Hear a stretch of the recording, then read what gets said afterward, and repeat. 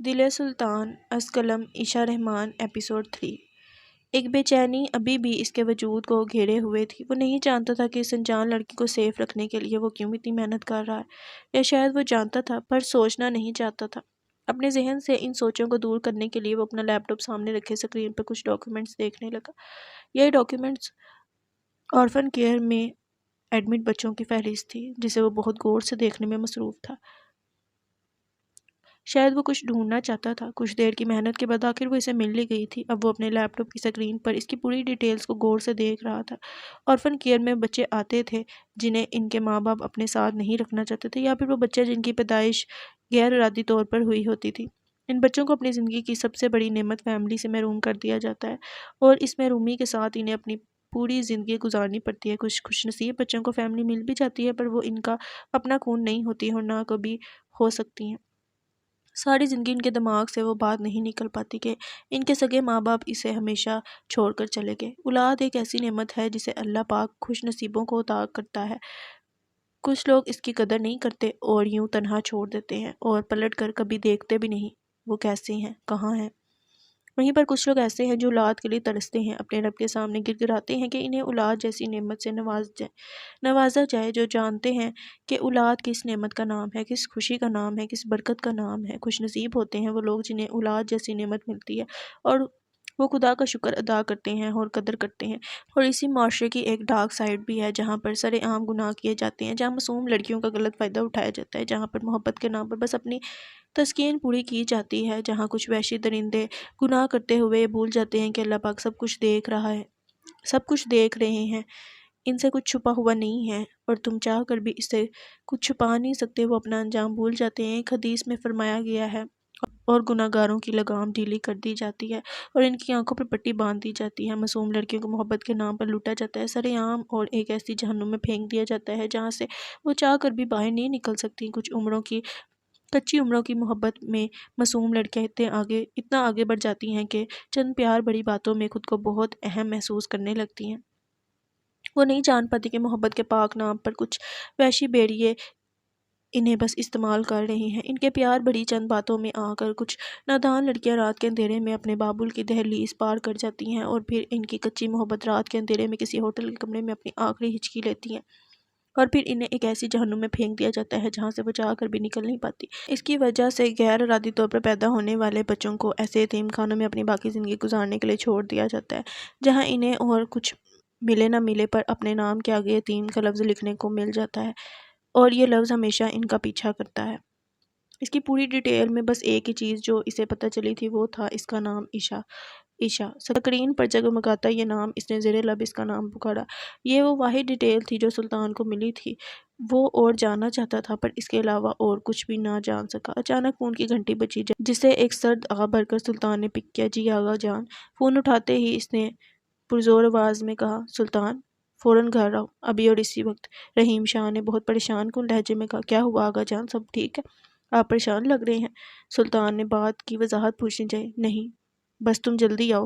یہ کہہ کر رحیم شاہ نے فون بند کر دیا۔ سلطان جو بھی اپنا کام مزید ڈیٹیل میں کرنا چاہتا تھا، اسے وہیں بند کر کے شاہ محل کے لیے نکل پڑا۔ شاہ محل جو کہ ترکش طرز دور کا ایک پرانا مگر بہت عالیشان محل تھا۔ ایک بہت بڑا بھاری دروازہ اس کی شان کو مزید بڑھا رہا تھا۔ وہ اپنی گاڑی پورچ میں روکتا ہوا ڈیوڑی سے سیدھا اندرونی ہال کی طرف بڑھنے لگا، جہاں رحیم شاہ اکثر اس کے استقبال کے لیے ملتے تھے۔ حسب توقع رحیم شاہ اسی کے انتظار میں ادھر ادھر ٹہل رہے تھے۔ سلطان کو دیکھتے ہی گرم جوشی سے اس کا استقبال کیا، اور آؤ سلطان، میں تمہارا انتظار کر رہا تھا۔ رحیم شاہ نے قدرے جوش سے کہا، خیریت آغا جان؟ اس طرح اچانک بلایا، سب خیریت تو ہے؟ سلطان قدرے بے چینی سے پوچھ رہا تھا۔ بات تو پریشانی والی ہے سلطان، محب کو پکڑ لیا ہے، تم جانتے ہو نا محب ہمارے لیے کتنا خاص ہے۔ اگر اسے کچھ ہو گیا تو میں ایک اور دوست کھونا نہیں چاہتا سلطان، بس تم ہی بچا سکتے ہو اسے۔ میں چاہتا ہوں وہ سلامت ہم تک واپس آ جائے، تم سمجھ رہے ہو نا؟ رحیم شاہ لون میں سلطان کو ساتھ لیے چلتے ہوئے ساری بات سے آگاہ کر رہے تھے۔ آپ بے فکر رہیں آغا جان، محب کو میں سلامت واپس لاؤں گا، یہ میرا وعدہ ہے آپ سے۔ سلطان ایک مضبوط لہجے میں رحیم شاہ کو یقین دلا رہا تھا۔ ہادی کہاں ہے، اور ایگل؟ سلطان نے رحیم شاہ سے پوچھا۔ وہ دونوں آج واپس آ رہے ہیں دبئی سے، عیسیٰ انہیں لینے ایئرپورٹ گیا ہے، کچھ ہی دیر میں آ جائیں گے۔ تم تو جانتے ہو دبئی میں ہماری ایکسپورٹ روکنے کی وجہ احمد جہانگیر ہے، پر آخر کب تک بکرے کی ماں خیر بنائے گی؟ جلدی ہماری چھڑی تلے آئے گی۔ رحیم شاہ نے ایک مسکراہٹ لیے کہا، انشاءاللہ۔ برائی کو ختم کرنے کے لیے رحیم شاہ اور سلطان جیسے لوگ موجود ہیں۔ رحیم شاہ نے پرزور لہجے میں کہا، بے شک، تم فریش ہو جاؤ، کھانے پر ملتے ہیں۔ کہتا ہوا سلطان کے کندھے پر تھپکی دیتے ہوئے رحیم شاہ اندر کی جانب چلا گیا، اور سلطان جو کہ شیعان جس نے محب کو کڈنیپ کیا تھا کے بارے میں افسوس کرنے لگا۔ اپنی موت اب تم دیکھو گے، وہ بھی میرے ہاتھوں سے۔ سلطان ایک سرد آہ بھری شیعان کو دل ہی دل میں اس کی موت کی خبر سنائی۔ وہ جانتا تھا کہ یہ کام بس شیعان کر سکتا ہے، ایک وہی ہے جس سے ابھی تک سلطان کا سامنا نہیں ہوا۔ وہ نہیں جانتا تھا کہ سلطان کس بھیڑیے کا نام ہے، ایک زخمی بھیڑیا جس سے پنگا موت کی گھاٹ اتار سکتا تھا، پر ابھی تک وہ صرف اس لیے بچا ہوا تھا کیونکہ وہ سلطان کے ہاتھ نہیں لگا تھا، اور افسوس اب اس کی یہ خواہش بھی جلد پوری ہونے والی تھی۔ شیعان احمد جہانگیر کا خاص آدمی تھا۔ مختلف ملکوں میں غیر قانونی دھندے، ڈرگز کی ایکسپورٹ، لڑکیوں کی خرید و فروخت اور معصوموں کا قتل عام، یہ سب شیعان کے زیر نگرانی ہوتا تھا۔ سلطان جو کہ اب تک شیعان کے چھوٹے چھوٹے دھندے، ڈرگز کے گودام اور کلب بازی کافی حد تک صاف کر چکا تھا، وہ بس ابھی تک شیعان تک نہیں پہنچا تھا، پر اب یہ کام بھی وہ جلد کرنے والا تھا۔ ایک خوشگوار شام میں وہ ٹیرس پر کھڑا آس پاس کا جائزہ لینے میں مصروف تھا، تو پوز سے اندر آتی ہوئی گاڑی کو دیکھ کر ایک مختصر سی مسکراہٹ لیے نیچے کی جانب چلا۔ اس کے بچپن کے ساتھی ہادی اور ایگل، جنہیں وہ کافی دنوں بعد مل رہا تھا، اندر آتے ہوئے وہ دونوں اچانک سلطان کو اپنے سامنے دیکھ کر ایک پرزور مسکراہٹ لیے گرم جوشی سے ملنے لگے۔ تم کب آئے یاد؟ ہادی نے سلطان کے گلے لگتے ہوئے پوچھا۔ بس آج ہی، ایک مختصر جواب۔ سلطان ہمیشہ مختصر جواب دینے کا عادی تھا۔ یہ سب جانتے تھے؟ کیسے ہو ایگل؟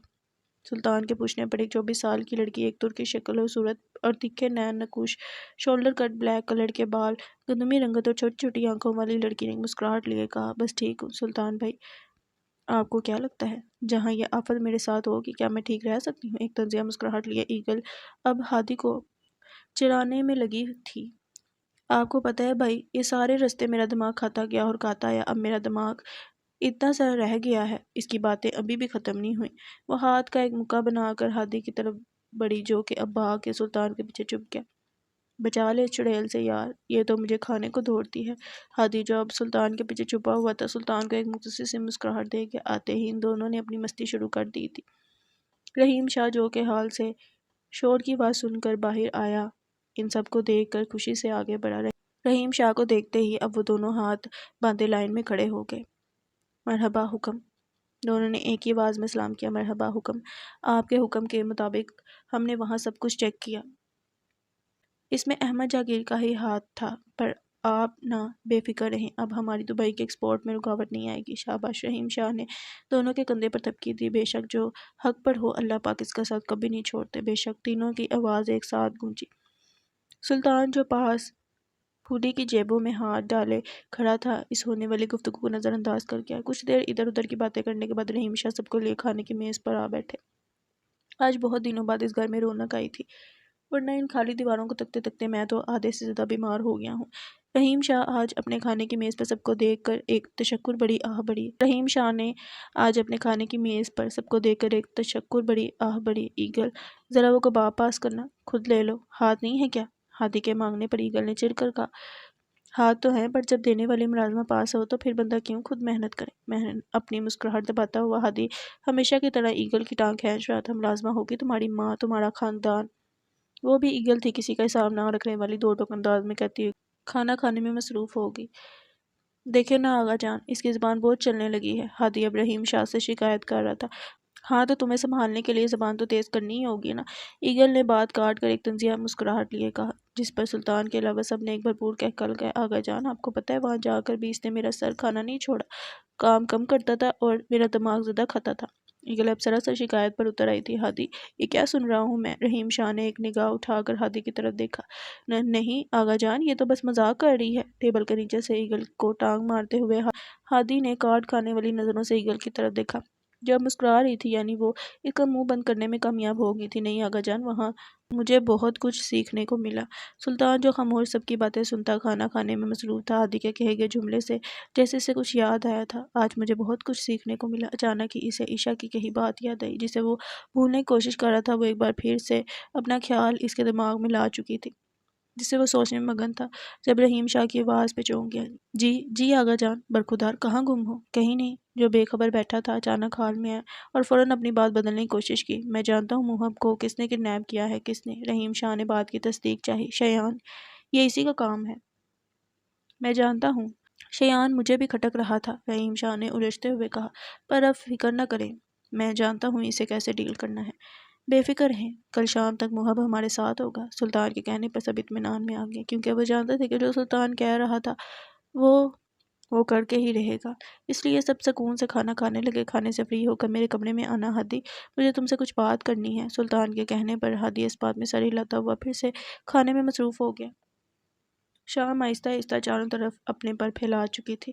تھکے ہارے پرندے اپنے گھروں کی طرف لوٹ رہے تھے۔ ایک عجیب سی بے چینی تھی، ایک بہت مضبوط شخص کو اپنے گھیرے میں لیا ہوا تھا۔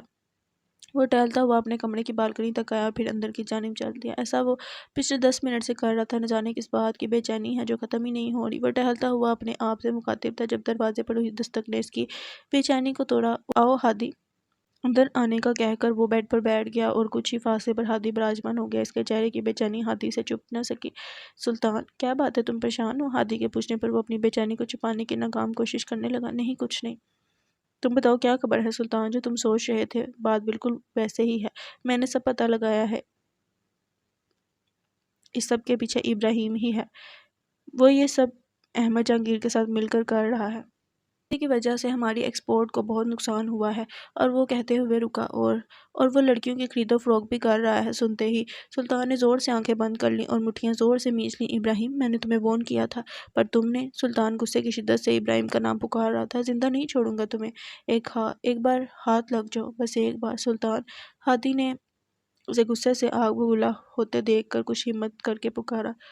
سلطان، اب تم محب کو واپس لانے جاؤ گے تو کیا کہتے ہو؟ سلطان نے ایک سر دابڑتے ہوئے اب ہادی کو سمجھایا، کل وہ ہمیں کلب میں ہی مل جائے گا، تو بس جیسا میں کہوں ویسا کرنا۔ ہادی اس بات میں سر ہلاتا سلطان کے کمرے سے نکل گیا۔ اپنے کمرے میں بیڈ پر نیم دراز لیٹے وہ اپنا تھکن سے چور وجود دیے آج بہت کچھ سمجھ گئی تھی۔ صبح 9 سے شام 5 بجے تک محنت کرنے کے بعد وہ اس قابل نہیں رہتی تھی کہ شام کا کھانا بنا سکے۔ لیٹے لیٹے اسے اپنی زندگی بالکل بے مول ہونے کا احساس ہو رہا تھا۔ کیا وہ ہمیشہ ایسے ہی رہے گی؟ کیا کبھی اس کی زندگی میں سکون نہیں آئے گا؟ کیا وہ بس اسی لیے اس دنیا میں بھیجی گئی تھی؟ بہت سی ایسی سوچیں اس کے تھکے ہوئے ذہن میں گھوم رہی تھی۔ کچھ ہی دنوں میں وہ سمجھ گئی تھی کہ کیوں لوگ کہتے ہیں کہ زندگی بہت مشکل ہے۔ اسے ہمیشہ یہ باتیں فلسفی لگتی تھیں، پر اسے کیا پتہ تھا کہ اپنی زندگی میں وہ اتنی جلدی ان تلخ حقیقتوں سے آگاہ ہو جائے گی۔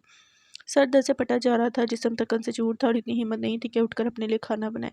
سائے ٹیبل میں دراز سے پین کلر نکال کر پانی کے ساتھ نکل گئی۔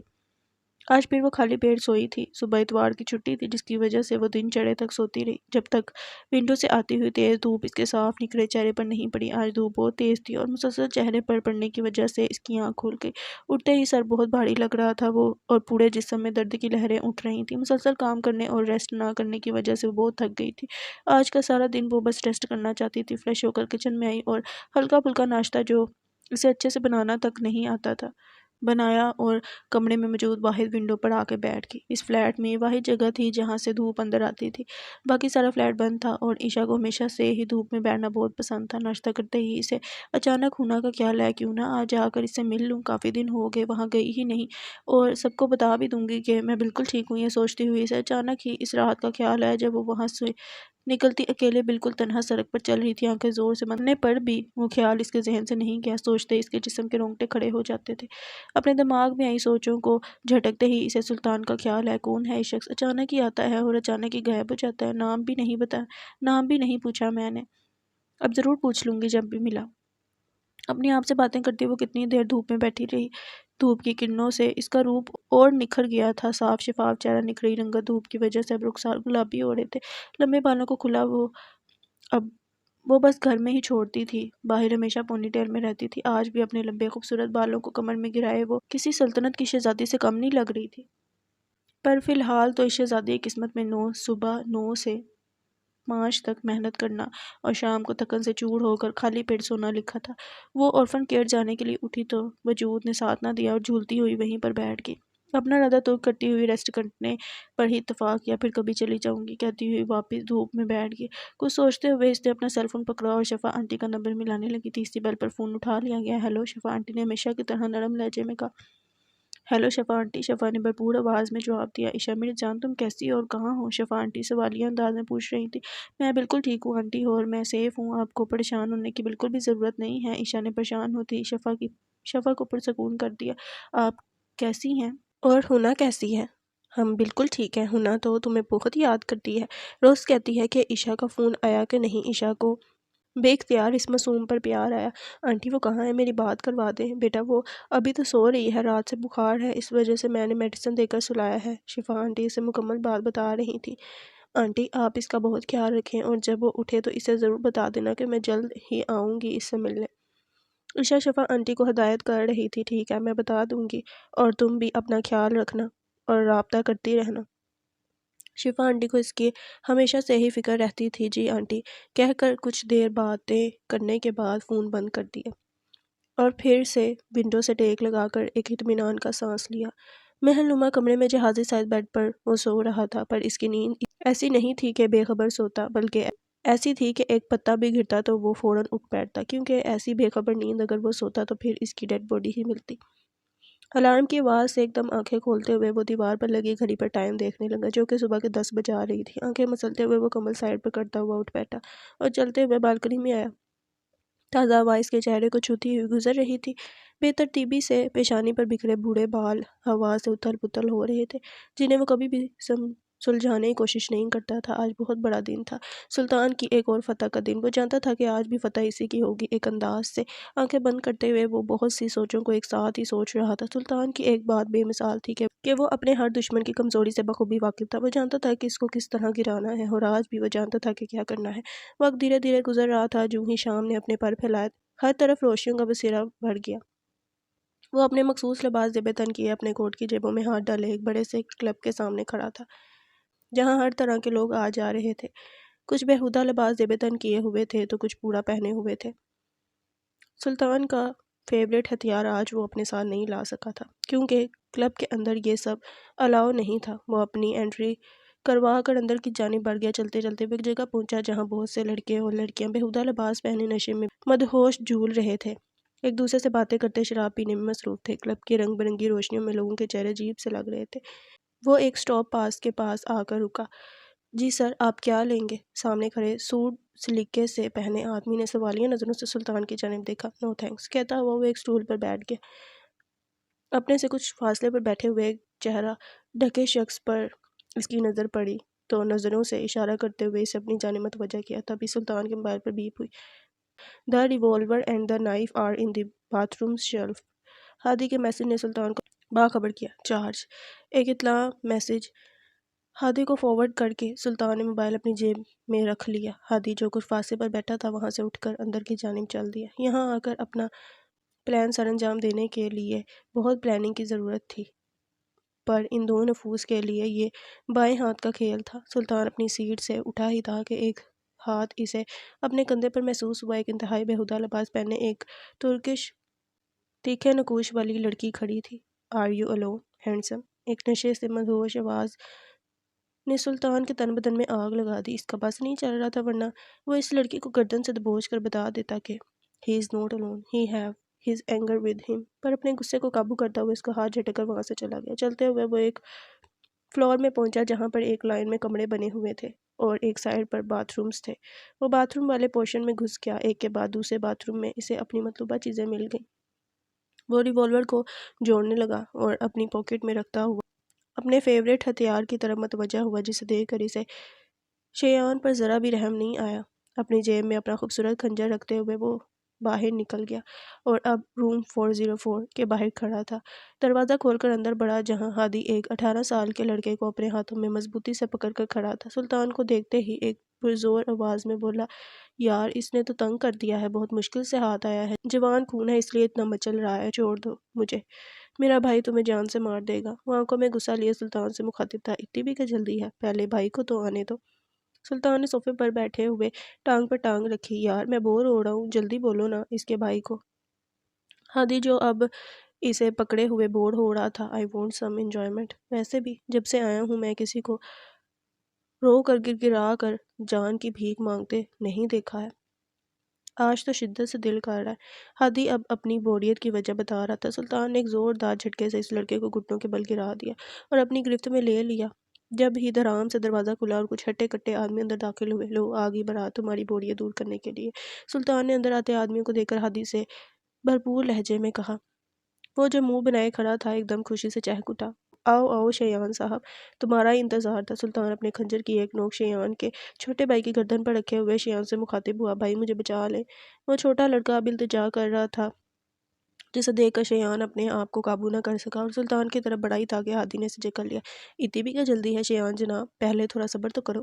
سلطان جو پرسکون انداز میں بیٹھا تھا اپنا خنجر مضبوط کرتا ہوا ایک خون کا قطرہ اس کی گردن پر چھوڑ گیا۔ سلطان پلیز اسے چھوڑ دو، وہ بے قصور ہے، شیان التجا کے انداز پہ بولا۔ پہلے محب، سلطان کی آواز کے اختتام پر محب دروازے سے اندر داخل ہوا جو دو آدمیوں کی گرفت میں تھا۔ اسے چھوڑ دو۔ شیان کے کہنے پر محب کو چھوڑ دیا گیا۔ ہادی محب کو لے جاؤ، سلطان نے ایک سرد لہجے میں کہا۔ پر سلطان تم، بات ابھی ہادی کے منہ میں ہی تھی کہ سلطان نے غور سے اسے دیکھا، جس پر وہ مزید کچھ کہے محب کو ساتھ لے کر وہاں سے چلا گیا۔ شیان سمیت وہاں کھڑا ہر شخص بت بنا کھڑا تھا۔ شیان کو سمجھ نہیں آ رہا تھا کہ آخر کس وقت انہوں نے شاہ میر کو پکڑ لیا تھا۔ وہ تو 24 گھنٹے اسے اپنے ساتھ ہی رکھتا تھا۔ سلطان میرے بھائی کو چھوڑ دو، اس کا اس سب سے کوئی لینا دینا نہیں ہے۔ چھوڑ دوں گا پر پہلے حساب تو دے لو، سلطان نے سکورا۔ بلیک کلر کے لانگ کوٹ اور بلیک ہوڈ میں خود کو کور کیے ہوئے وہ شیان کو خوفناک لگ رہا تھا۔ آج پہلی بار اس کا سامنا سلطان سے ہوا تھا اور اس کی پرسنالٹی کے بارے میں جو بھی سنا تھا سلطان اس سے 4 ہاتھ زیادہ ہی تھا۔ غیر قانونی دھندے، ڈرگز اور بہت سے کام جو تم کرتے ہو، تمہیں لگتا ہے کہ میں تمہارے بھائی کو بخش دوں گا؟ ہاں، شیان نے ایک پر اثر جواب دیا، کیونکہ میں نے سنا ہے کہ سلطان بے قصور لوگوں کی جان نہیں لیتا اور میرا بھائی بے قصور ہے۔ کچھ سوچتے ہوئے شیان نے جواب دیا، جس پر سلطان ایک نگاہ اس پر ڈالتا ہوا دوبارہ اپنی بات پر قائم ہو گیا۔ ٹھیک ہے تو پھر اون یور کنیز، سلطان نے شیان کی طرف دیکھتے ہوئے اپنے آخری الفاظ کہے، جنہیں سن کر شیان کا خون کھول گیا۔ وہ اپنے دشمن کے سامنے کیسے جھک سکتا تھا؟ ایک تیز نگاہ سلطان پر ڈالتا ہوا وہ اپنی جگہ بالکل چل کھڑا تھا۔ آئی سیڈ اون یور کنیز، میں اپنے الفاظ اب دوبارہ نہیں دہراؤں گا۔ سلطان دہارا۔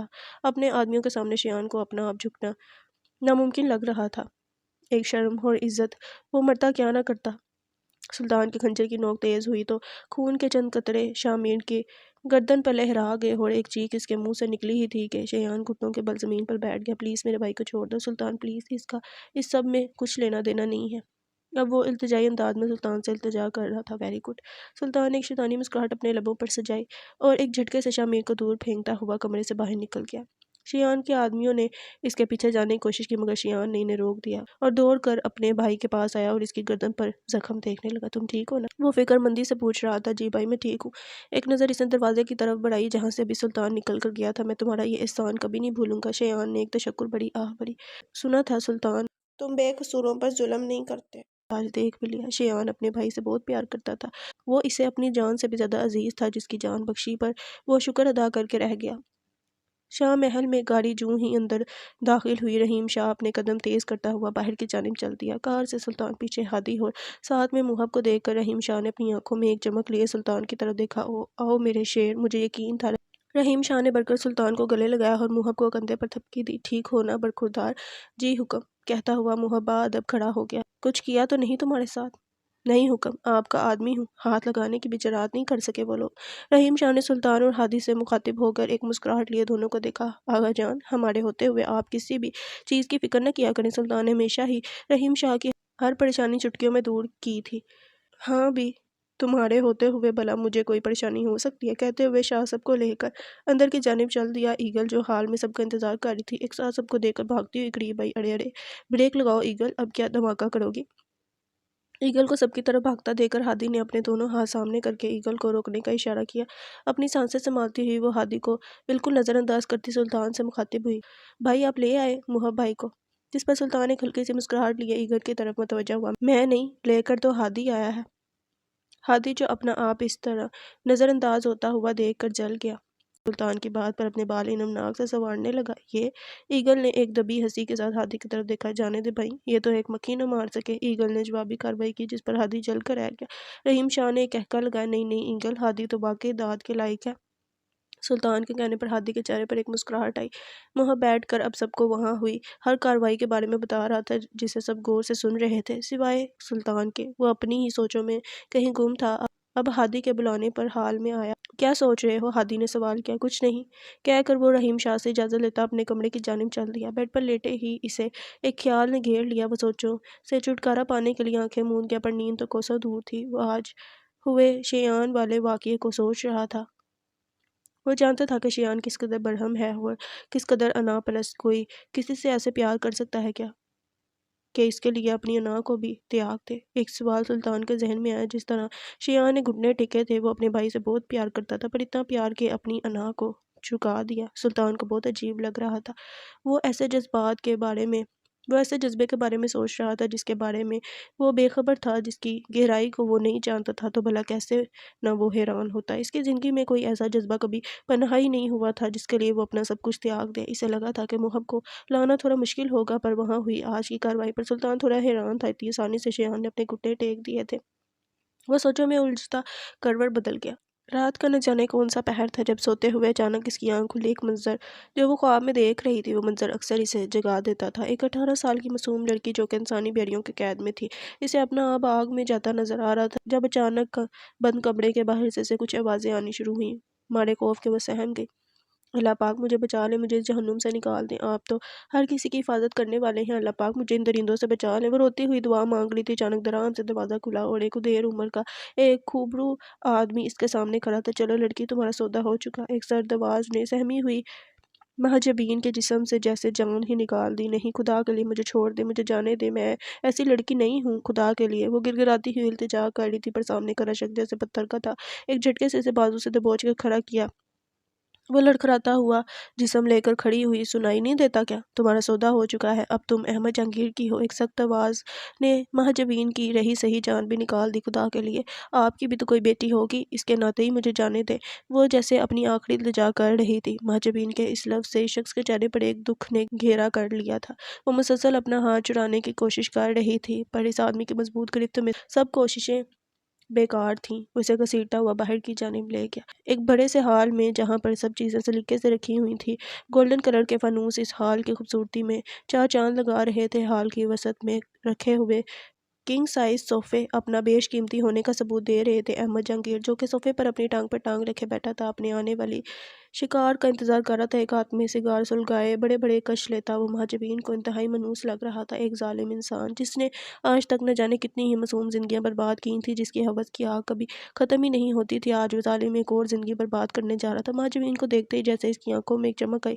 ایک 18 سال کی خوبصورت اور معصوم لڑکی، جس کی دودھیا رنگت دیکھ کر احمد جہانگیر نے اپنا سگار ایک سائڈ پر پھینکا اور محجبین کی طرف بڑھا اور گھسیٹتا ہوا اسے اپنے کمرے کی جانب لے گیا۔ وہ روتی بلکتی اپنی جان کی بھیک مانگ رہی تھی، جسے دیکھ کر سامنے کھڑے ابراہیم کی آنکھوں میں جیسے ایک ندامت آئی۔ وہ نہ چاہتے ہوئے بھی یہ سب کر رہا تھا، ایک مجبوری، ایک ندامت، ایک پچھتاوا جو کہ اس کی زندگی میں گھل چکا تھا، جسے وہ چاہ کر بھی دور نہیں کر سکتا تھا۔ اسے اپنی زندگی میں کی گئی غلطیوں کی سزا مل رہی تھی۔ وہ اپنی اکلوتی بیٹی سے کوسوں دور تھا اور چاہ کر بھی اسے دیکھ نہیں سکتا تھا، پر اتنا سنگ دل تھا کہ کسی کی بیٹیوں کو سڑے عام بیچ دیتا تھا۔ کسی کی معصوم بیٹیوں کا سودا کر کے بھلا اسے کیسے اس کی اپنی بیٹی مل سکتی تھی؟ ایک طرف اور دکھ جو دن رات اس کا احاطہ کیے ہوئے تھی، ہر پل مرتا اور ہر پل جیتا وہ شخص دنیا کا سب سے بد نصیب باپ تھا۔ آج ایک اور معصوم زندگی کو برباد کر کے وہ اپنا وجود گھسیٹتا ہوا بوجھل قدموں سے چل دی۔ سبزیوں کے ڈھیر میں کھڑی وہ اپنا ٹیب ہاتھ میں تھامے سامنے کام کر رہے ورکرز کو ہدایت دے رہی تھی۔ دیکھو، وہ جو بنڈل ہے، اس میں سے آدھا نکال کر ادھر رکھ دو اور آدھا دوسرے والی رینک میں رکھ دو۔ ایک ورکر اس کی بات پر سر ہلاتا ہوا عمل کرنے لگا۔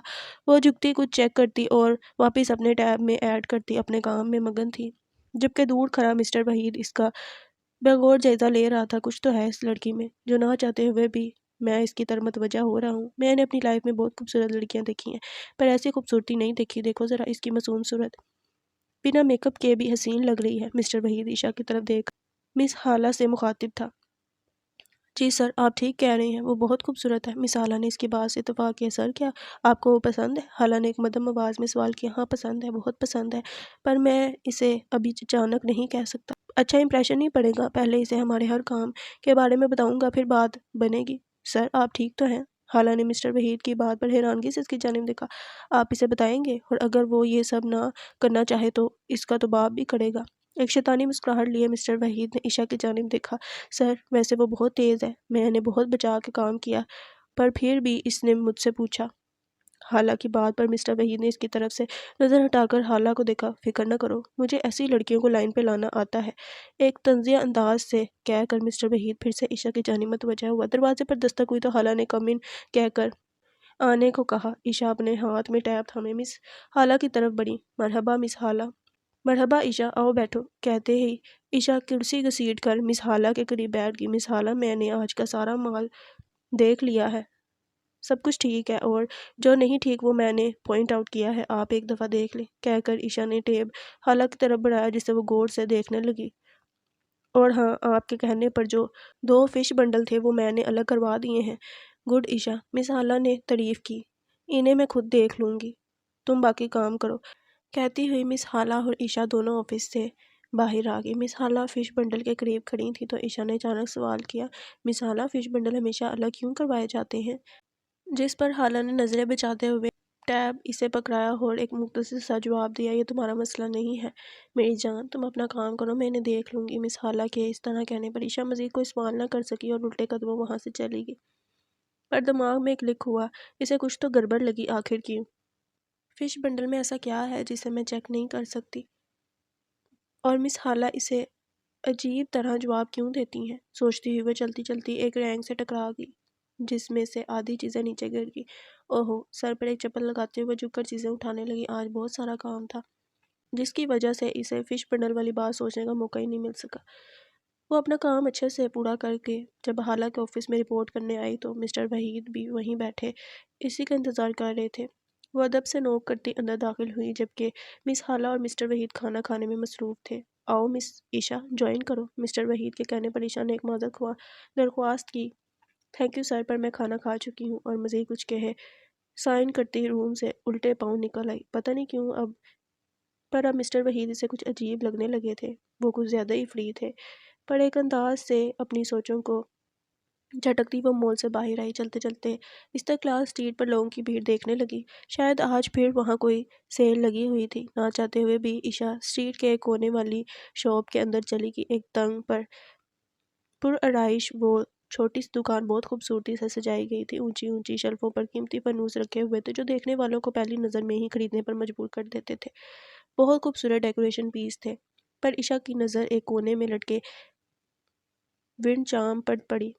بہت نفیس ونڈ چارم ہوا میں لٹک رہا تھا اور ہوا کی وجہ سے آپس میں ٹکراتے اس کے پرزے ایک مدھم آواز پیدا کر رہے تھے جسے دیکھتے ہی عشا نے پہلی فرصت میں خرید لیا تھا۔ وہ بہت خوبصورت پیس تھا۔ دکان سے نکل کر وہ سیدھا اپنے گھر کی طرف بڑھ گئی۔ چلتی چلتی وہ اپنی پونی ٹیل کو گھماتی ہوئی جا رہی تھی جب اچانک اسے اپنے پیچھے کسی کے بھاری قدموں کی آواز سنائی دی۔ شاید کوئی اس کا پیچھا کر رہا ہے، ایک سوال اس کے ذہن میں گھما، اور اچانک پیچھے مڑنے پر اسے آس پاس کوئی بھی دکھائی نہ دیا۔ 1 منٹ ادھر ادھر کا بھرپور جائزہ لینے کے بعد جب اسے کوئی نظر نہ آیا تو اپنی سوچوں کو جھٹکتی وہ گھر کے اندر داخل ہوگی۔ بیگ اور فون ٹیبل پر رکھ کر وہ ہال کے درمیان میں آئی۔ ونڈ چارم کو یہاں لگانا اسے بالکل ٹھیک لگا۔ ایک کرسی پکڑ کر وہ اس پر چڑھتی ہوئی ونڈ چارم کو چھت پر لٹکانے لگی۔ وہاں لگا وہ ماسٹر پیس بہت خوبصورت لگ رہا تھا جسے بغور دیکھتے ہوئے وہ ایک مسکراہٹ لیے واش روم میں فریش ہونے کے لیے گھس گئی۔ آج پہلے دنوں سے تھکاوٹ کچھ کم تھی، اس لیے اس نے آج کھانا بنانے کا سوچا اور کچن میں آ گئی۔ کھانا بناتے ہوئے بار بار وہ خود سے کہہ رہی تھی، پتہ نہیں کب میں ٹھیک سے کھانا بنانا سیکھوں گی، اف یہ کوکنگ، کہتی ہوئی اپنا ہاتھ جلاتی جلاتی بچا گئی۔ آج بہت دنوں کی محنت کے بعد کھانا کچھ اچھا بنا تھا جسے کھاتے ہوئے وہ اللہ کا شکر ادا کر رہی تھی۔ اب اسے یقین ہو رہا تھا کہ آہستہ آہستہ وہ صحیح سے کھانا بنانا سیکھ لے گی۔ عشا اب آہستہ آہستہ زندگی کو سمجھنے اور آگے بڑھنے کی کوشش کر رہی تھی۔ وہ سوچتی تھی کہ وہ اپنی لائف میں خوش ہے، پر اسے ہمیشہ ایک اکیلے پن کا احساس ہوتا تھا۔ کوئی اس کا دوست نہیں تھا جس سے وہ اپنی سب باتیں کر سکے، کوئی ہم عمر نہیں تھا۔ اب وہ شدت سے سوچتی تھی کہ اسے کوئی دوست بنانی چاہیے۔ وہاں مال میں بہت سی لڑکیاں کام کرتی تھیں، پر ابھی تک کوئی بھی اس کی دوست نہیں بنی تھی، کیونکہ عشا ہمیشہ سے ہی کم گو تھی۔ وہ کم ہی سب سے بات کرتی تھی۔ بظاہر وہ ایک اسٹرانگ پرسنالٹی رکھتی تھی، پر اندر سے وہ کسی پر بھی بھروسہ کرنے سے گریز کرتی تھی۔ وہاں کی لڑکیوں نے بہت دفعہ عشا سے کھل کر بات کرنی چاہی، پر وہ ہمیشہ ہی مختصر جواب دیتی تھی۔ پر اب میں ایک دوست ضرور بناؤں گی، خود سے عہد کرتی ہوئی وہ نیند کے آغوش میں جا چکی تھی۔ آج موسم بہت خوشگوار ہے، تو کیوں نہ ہم کہیں باہر چلیں؟ ایگل ناشتے کی میز پر بیٹھ کر ہادی اور سلطان سے مخاطب تھی۔ سوری ایگل، پر تم ہادی کو ساتھ لے جاؤ، مجھے آج واپس جانا ہے۔ سلطان کے کہنے پر ایگل سمیت رحیم شاہ نے سلطان کو بغور دیکھا۔ واپس جا رہے ہو؟ رحیم شاہ نے سلطان سے سوال کیا۔ جی آغا جان، مجھے ابھی کچھ عرصہ وہیں پر رہنا پڑے گا۔ وہاں بہت سراغ ملیں گے جنہیں میں کبھی نظر انداز نہیں کر سکتا۔ سلطان کے جواب پر سب خاموش ہو گئے۔ ٹھیک ہے، خیال رکھنا اپنا، رحیم شاہ نے ہدایت کی۔ پر سلطان بھائی، ہادی تو بس باتیں ہی کرے گا اور میرا دماغ کھائے گا، اس کے ساتھ گھومنے جانا آفت ہے۔ ایگل نے ایک معصوم سی دہائی دی، جس پر رحیم شاہ کا ایک کہکا گونجا۔ ایگل شاہ محل کی جان تھی اور رحیم شاہ کی بھانجی تھی۔ وہ اپنی ہر بات بے باک ہو کر سب سے کر لیتی تھی، اور رحیم شاہ اس کی ہر بات کو پیار سے سنتے تھے۔ ہادی جو کہ رحیم شاہ کا اکلوتا بیٹا تھا، پر ایگل رحیم شاہ کو ہادی سے بھی زیادہ عزیز تھی۔ اس کے ماں باپ بچپن میں ہی ایک حادثے میں چلے گئے اور اس چھوٹی سی بچی نے رحیم شاہ کے محل میں جان ڈال دی تھی۔ ایگل بچپن سے ہی ہادی سے بہت اٹیچ تھی، کیونکہ سلطان تو ہمیشہ گھر سے باہر ہی رہتا تھا۔ وہ اپنے کام کے معاملے میں بہت سنجیدہ تھا۔ ایگل اور ہادی ایک دوسرے سے لڑتے جھگڑتے، پر ایک دوسرے میں ہی دونوں کی جان بستی تھی۔ بظاہر ایگل ہادی کو ہر بات پر طنز کرتی، پر اندر سے وہ اس چلبلے سے ہادی کو دل و جان سے چاہتی تھی۔ ہادی کی کیفیت بھی ایگل سے کچھ الگ نہیں تھی۔ بچپن سے ہی دونوں نے ایک دوسرے کے ساتھ وقت گزارا تھا۔ ہادی کے دل میں ایگل کے لیے محبت تھی، پر وہ کبھی ظاہر نہیں ہونے دیتا تھا۔ ایگل، پکا اس دفعہ میں نہیں بولوں گا، پکا؟ ہادی ایک معصوم شکل بنائے ایگل کو ساتھ چلنے کے لیے منانے لگا، اور ایگل برا سا منہ بناتی ہوئی ناشتہ کرنے میں مصروف ہو گئی۔ ناشتے کے بعد سلطان سب سے اجازت لے کر اپنے فلیٹ کی طرف نکل گیا۔ نہ جانے کیوں اس دفعہ اسے اپنے فلیٹ میں جانے کے لیے بہت بے چینی ہو رہی تھی۔ 1 گھنٹے کی ڈرائیونگ کے بعد وہ اپنے فلیٹ میں موجود تھا۔ نہ چاہتے ہوئے بھی وہ بار بار ایک خیال کو سوچنے میں مصروف تھا۔ وہ جیسے اپنی چیزیں چھوڑ کر گیا تھا، سب ویسے ہی پڑا تھا صوفے پر نیم دراز ہوتے ہوئے۔ اس نے اپنا لیپ ٹاپ آن ہوتے ہی اسکرین پر اورفن کیئر کی لسٹ موجود تھی، جسے وہ مزید دیکھنا چاہتا تھا۔ بہت ڈھونڈنے کے بعد بھی اسے اپنی مطلوبہ انفارمیشن نہیں ملی، بس ایک نام ہی وہ جان پایا تھا۔ لیپ ٹاپ کو ایک سائڈ پر رکھتے ہوئے وہ دیوار پر لگی گھڑی کو دیکھنے لگا، جو کہ دوپہر کے 2 بجا رہی تھی۔ اس ٹائم وہ وہیں ہوگی، یہ کہتا ہوا وہ اپنے قدم روک نہ سکا اور گروسری مال کی طرف بڑھ گیا۔ چلتے چلتے اسے اپنے قدموں پر یقین نہیں ہو رہا تھا۔ آخر کیوں وہ رک نہیں رہے تھے؟ وہ رکے تو مال کے اندر رکے، جہاں وہ ہر طرف اسے ڈھونڈ رہا تھا۔ پورے مال کا چکر لگانے کے بعد جب وہ کہیں دکھائی نہ دی، تو ایک بینچ پر بیٹھ گیا۔ اس وقت وہ ایک ہوڈی میں ملبوس تھا اور چہرے پر بلیک ماسک لگائے ہوئے، آنکھوں پر سن گلاسز لگائے وہ کسی کی پہچان میں نہیں آ رہا تھا۔ آخر کچھ دیر انتظار کرنے پر وہ اٹھا اور ایک رینک کے پاس آ کر رکا، جہاں پر چاکلیٹس کی لائن لگی ہوئی تھی۔ نہ چاہتے ہوئے بھی وہ چاکلیٹس کو دیکھنے لگا، جب پیچھے سے اسے ایک مدھم سی آواز سنائی دی۔ ایک دم پیچھے مڑنے پر وہ بالکل اس کے سامنے کھڑی تھی۔ اچانک وہ سامنے آ گئی۔ ایک پل کے لیے سلطان اسے یکٹک دیکھ رہا تھا۔ بلیک کلر کی ڈریس پینٹ پر وائٹ کلر کی شرٹ پہنے، بلیک کلر کی ٹائی لگائے، لمبے بالوں کو پونی ٹیل میں قید کیے، وہ بلا کی حسین لگ رہی تھی۔ شفاف چہرہ بہت روشن تھا، جسے ایک پل کے لیے سب بلائے سلطان بس دیکھ کر رہ گیا۔ مرحبا، عشا کی آواز پر وہ حال میں آیا۔ مرحبا، ایک مضبوط آواز میں جواب دیا گیا۔ تم یہاں کچھ خریدنا تھا کیا؟ عشا ایک مدھم آواز میں سلطان سے مخاطب تھی۔ نہیں، مطلب ہاں، خریدنا ہے، سلطان نے گھبراتے ہوئے جواب دیا، پر ان چند لمحوں میں خود کو سنبھال لیا اور مضبوط لہجے میں متوجہ ہوا۔ کیا لینا ہے؟ میں مدد کروں؟ عشا نے آفر کی۔ ہاں ضرور، سلطان کے کہنے پر وہ اس کے ساتھ ساتھ چلنے لگی۔ اسے سمجھ نہیں آ رہا تھا کہ اب وہ کیا خریدے، پر کچھ تو خریدنا ہی تھا۔ پر وہ ادھر ادھر چلنے لگا اور عشا بھی اس کے ساتھ ساتھ چلتی ہوئی اپنی بات کا آغاز کر چکی تھی۔ تم سے ایک بات پوچھوں؟ عشا نے سلطان کی طرف دیکھتے ہوئے پوچھا۔ پوچھو، مختصر جواب۔ تمہارا نام کیا ہے؟ ہم کتنی دفعہ مل چکے ہیں، پر میں ابھی تک تمہارا نام نہیں جانتی۔ تمہیں جاننے کی ضرورت بھی نہیں ہے، سلطان نے ایک سرد آواز میں جواب دیا۔ وہ کیوں؟ میں کیوں نہیں جان سکتی؟ آخر اپنے کامریڈ کا نام تو جان نہیں سکتی ہوں؟ اس کا کامریڈ پکارنے پر سلطان نے ایک نگاہ اس پر ڈالی۔ کیا کہا؟ سلطان نے اس کی بات کی وضاحت چاہی۔ کامریڈ، ایک معصوم آواز میں عشا نے اپنے لفظ دہرائے۔ اس کا مطلب جو انسان آپ کی جان بچائے اور آپ کو سہارا دے اور آپ کے لیے وہ سب کرے جو آپ کو سیف فیل کرائے، وہ کامریڈ ہی ہوتا ہے، ایک معصوم انداز میں کہتی ہوئے سلطان کے دل میں ایک کلک کر گئی۔ تو وہ ہی بلا لو پھر، سلطان نے جیسے اس کے دیے گئے لقب پر لبیک کہا تھا۔ ریلی؟ تو پھر ٹھیک ہے، آج سے میں تمہیں مائی کامریڈ بلاؤں گی۔ خوشی سے چہکتے ہوئے عائشہ نے مسکراتے ہوئے سلطان کی طرف دیکھا، جو کہ اپنے اس قدر اہم ہونے پر حیرانگی سے عائشہ کو دیکھ رہا تھا۔ تو بتائیں مائی کامریڈ، آپ کو کیا لینا ہے؟ مسکراتے ہوئے وہ سلطان کی طرف دیکھ رہی تھی۔ تم گھر کب جاتی ہو؟ اب سوال جواب کرنے کی باری سلطان کی۔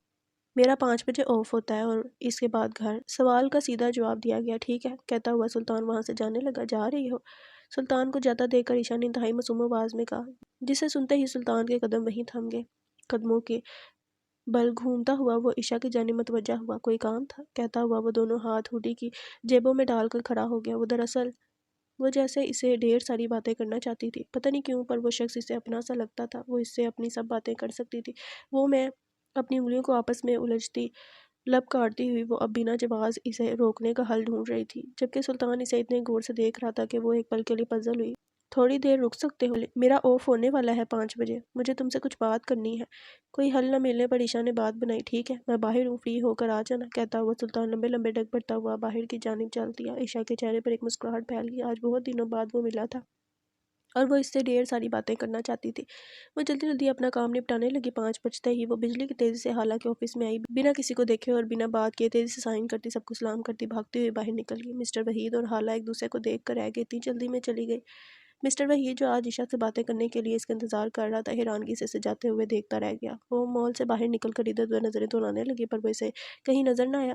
چلتے چلتے وہ مال کے کونے پر لگے سنگے مرمر کے بینچوں کے قریب آئی، پر وہاں کوئی نہیں تھا۔ کہاں چلا گیا؟ اس نے کہا تھا باہر ہوں گا، کہتے ہوئے وہ ادھر ادھر نظریں دوڑانے لگی، پر وہ اسے کہیں نظر نہ آیا۔ گلاب سے کھلے چہرے پر ایک اداسی چھانے لگی۔ کچھ دیر انتظار کے بعد وہ تھک کر بینچ پر بیٹھ گئی۔ وہ سوچ رہی تھی کہ آج اس سے بہت ساری باتیں کرے گی، بہت سوال پوچھے گی، پر اب نہ جانے کیوں اداس سی ہو گئی تھی۔ وہ اپنی دونوں کوہنیاں گھٹنوں پر رکھے، ہاتھوں کو چہرے کی دونوں طرف رکھے، خالی نظروں سے سڑک کو دیکھ رہی تھی۔ شام دھیرے دھیرے اپنے پر پھیلانے لگی اور بینچوں کے قریب لگے اونچے بلب باری باری جلنے لگے۔ لوگوں کی چہل قدمی بڑھ گئی اور وہ اداس چہرہ لیے خالی نظروں سے سب کو دیکھ رہی تھی، جبکہ کچھ فاصلے پر ایک کافی شاپ میں بیٹھا وہ یہ سارا منظر انمناک سے دیکھ رہا تھا۔ وہ اس سے کچھ فاصلے پر اداس چہرہ لیے بیٹھی تھی۔ سلطان چاہتے ہوئے بھی اس کے پاس نہیں جانا چاہتا تھا، پر اس کی اداس صورت زیادہ دیر دیکھی نہیں گئی۔ اسے اپنے قدم بہت بھاری لگنے لگے۔ ایسا کیا ہے اس میں جو میں چاہتے ہوئے بھی خود کو روک نہیں پاتا؟ اور کیا لگتی ہے وہ میری؟ مجھے کیوں فکر ہے اس کی؟ اپنی سوچوں میں الجھتا ہوا جو اپنے قدم باہر کی طرف بڑھانے لگا، وہ جو دونوں ہاتھوں میں اپنا چہرہ لیے بینچ پر بیٹھی تھی، اچانک اپنے پاس کسی کے بیٹھنے کی آواز پر چہرہ اٹھا کر اسے دیکھنے لگی۔ وہ اس سے کچھ فاصلے پر براجمان تھا۔ جاری ہے۔